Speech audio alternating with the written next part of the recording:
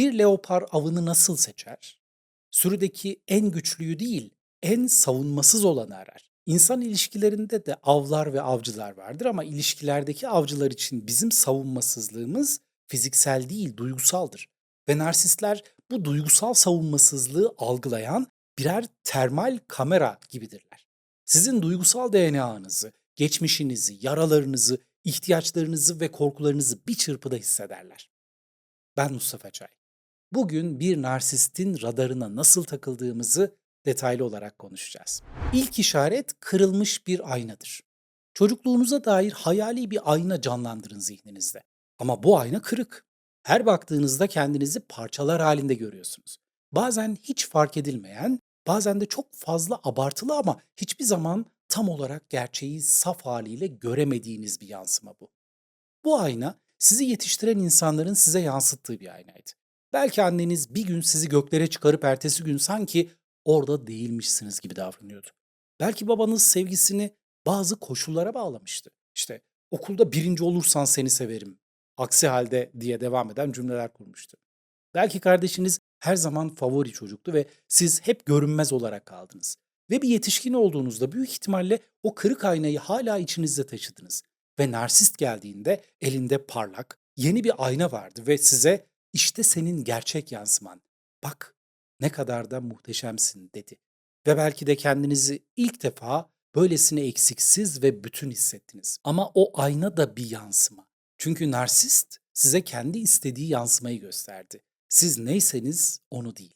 Bu yüzden narsistler kendini arayan, başkaları tarafından onaylanma ihtiyacı olan insanları seçerler. Çünkü siz kendinizi her şeyiyle kabullenmiş biriyseniz, kendinizi tanıyan biriyseniz sizi kontrol edemezler. Ama sizi tanımlayan onlarsa işte o zaman üzerinizdeki güçleri sınırsız olabilir.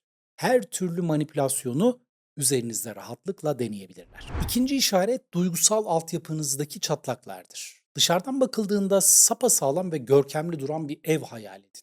Ama temeli ve kolonları çatlaklarla dolu. İşte eğer siz o ev olursanız narsistler de o çatlakları bulmakta ustalaşmış bir mühendis olur ve sizi bulurlar. Sizi öyle dikkatle dinlerler ki muhtemelen terapistiniz bile böyle dinlememiştir. Her cümlenizin arkasındaki boşluğu duyarlar. Adeta zihinlerine not alır, her detayı hatırlarlar. Narsist sizin duygusal altyapınızın zayıf noktalarına, boşluklarına, güvenlik açıklarına yerleşir. Tıpkı bir suyun çatlaktan içeri sızması gibidir bu. İlk başta sadece bir damla, sonra bir sızıntı, derken bir bakmışsınız tüm evi su basmış ve artık hangi çatlaktan geldiğini bile bulamaz hale gelmişsiniz. Ve bilirler ki çatlakları olanlar tamirata da her zaman açıktır. Biri gelip ben bu çatlakları onarırım dediğinde umutsuzca kapınızı açarsınız. Ama narsist tamir etmez. O çatlakları daha da genişletir ve sonra size der ki gördün mü bak ne kadar da kırılgansın. Ben olmasam bu ev çoktan çöküp giderdi. Üçüncü işaret duygusal vampirlere açık olmaktır.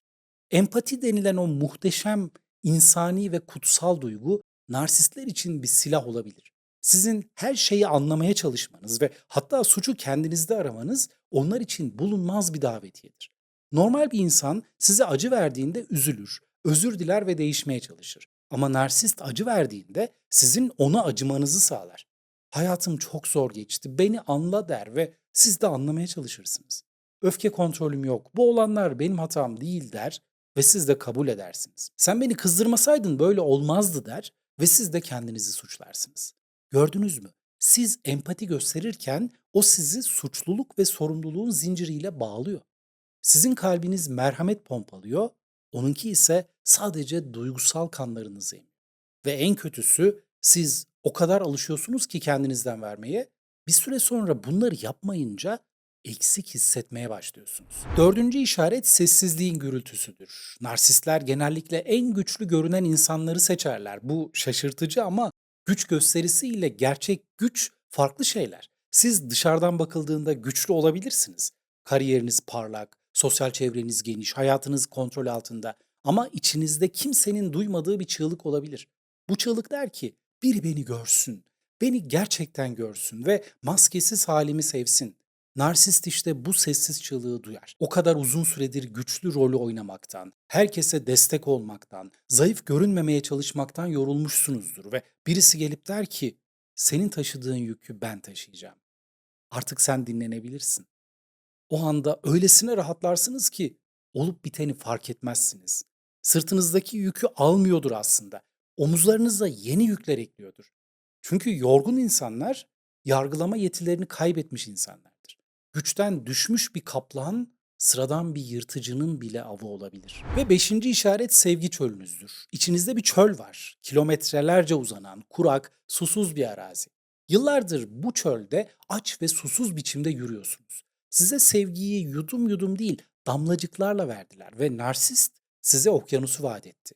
İlk günler, ilk aylar sel gibi aktı bu sevgi. Mesajlar, hediyeler, ilgi, hayranlık, boğuluyordunuz neredeyse ama güzel bir boğulma hissiydi bu. Nihayet dediniz, nihayet beni seven biri çıktı karşıma. Beni görmek için mercek tutmayan, beni sevmek için şart koşmayan, sadece var olduğum için beni seven biri.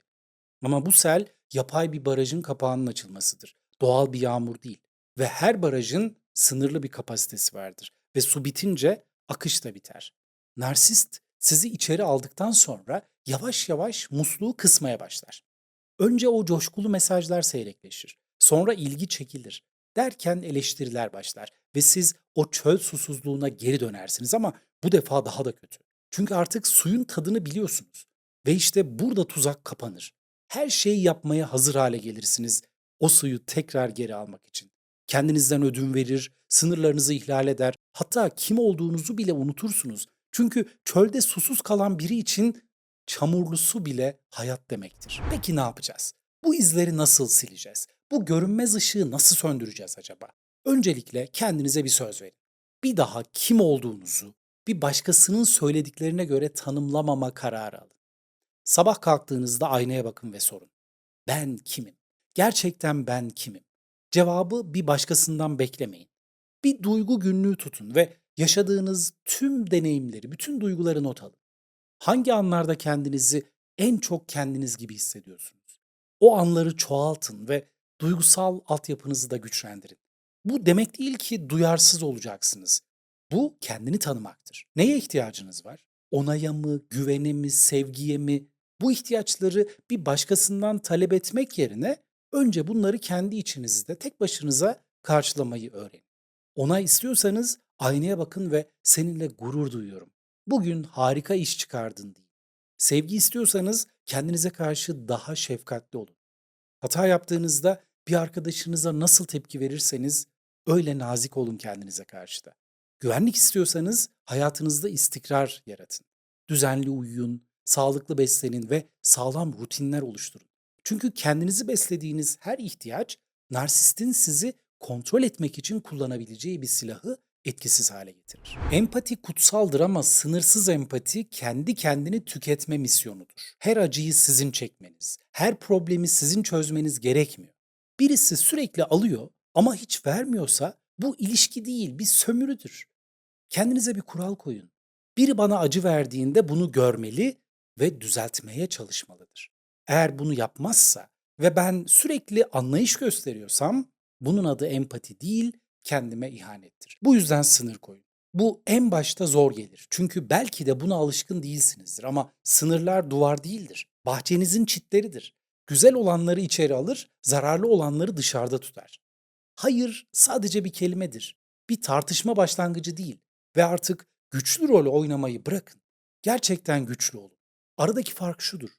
Güçlü rolü oynayanlar yorulur ama gerçekten güçlü olanlar dinlenir. Evet zayıflık göstermeyi öğrenin ama doğru insanlara karşı.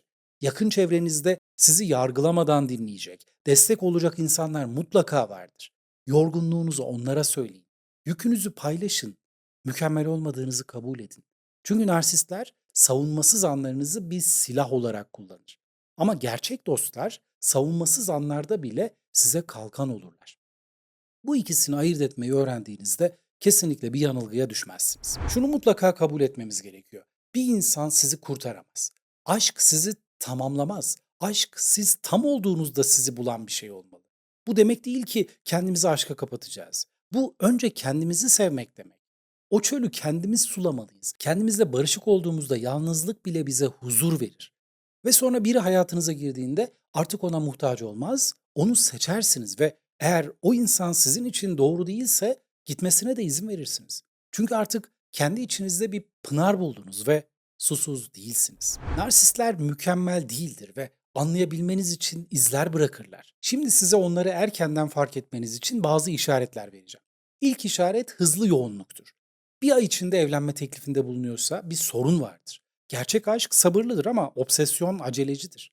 Eğer tüm eski sevgilileri, arkadaşları, hatta ailesi bile sorunlu ise ortak payda onun kendisidir. Birinin acısına güldüğünü, bir dilenciye hakaretle yaklaştığını, bir sokak hayvanına acımadığını gördüğünüzde kaçın. Ve her şey hep bir başkasının suçu. Asla kendi sorumluluğu değil. Sonra sizi izole eder. Yavaş yavaş ailenizden, arkadaşlarınızdan uzaklaştırmaya çalışır. Çünkü sürüden kopardığı birini çok daha kolay avlayabilir. Bu işaretleri gördüğünüzde kendinize şunu sorun. Bu ilişki beni daha iyi bir insan mı yapıyor yoksa tanıyamadığım birine mi dönüştürüyor? Bu sorunun cevabı size her şeyi söyleyecektir. Bir narsistin sizi seçmiş olması sizin kusurlu olduğunuz anlamına gelmez tabii ki. Onun sizi seçmiş olması içinizde çok değerli bir şey olduğu ama onu yanlış ellere teslim ettiğiniz anlamına gelir. Bir narsistle geçirdiğiniz her gün kendinize geri dönme yolculuğundan bir gün daha çalmaktır. Ama hiçbir zaman çok geç değil. Bugün, şu an, şu dakika yeni bir karar verebilirsiniz. Artık bir av olmayacaksınız. Artık içinizdeki o görünmez ışık narsistleri değil, sağlıklı, güvenli, gerçekten seven insanları çekecek. Çünkü kendinizi iyileştirdiğinizde yayılan frekans değişir ve doğru frekans doğru insanları çeker.